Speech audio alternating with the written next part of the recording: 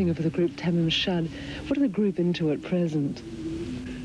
We're just trying to not actually get into anything that's sort of the time, but just try and create something that is different, mainly a great variety of things, jazz influence and classical. What has been your background to music? Ever since I can remember, I've always loved pop music. And I guess as soon as I was old enough and got out of school, I just got a guitar and started writing and singing and working. But you worked in an office for some years before you got into music. No, I was doing both at that time. And when I started working in Sydney itself, I couldn't work in the office anymore because I had to travel too much. So I just come full on to music. Is Australia, a stimulating place creatively? Oh, yes, I think so. I write a lot about sunshine and things like that, and Australia's perfect for that. Is it always natural things that stimulate you? Oh, yes, every time. Is there much exchange between groups in Australia? Do they help each other creatively? Yeah, I think just the little sort of competition you might think, like one group is going really well and they're writing a lot of material, and you find a lot of groups will start writing the material to sort of keep up with the pace, just like anywhere, I guess, or anything.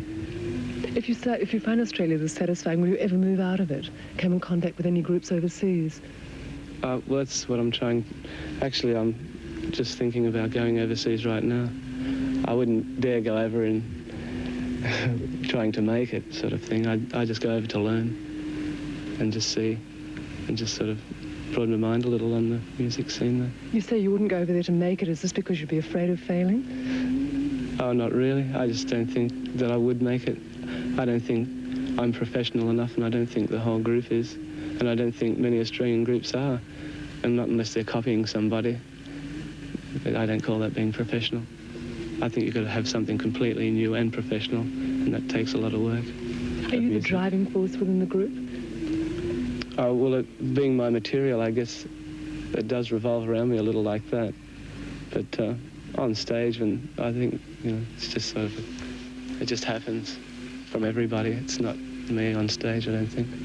Do you have a clear picture of yourself? I have a clear picture of what I think I am, but I don't think anybody really knows what they're like. And how is that?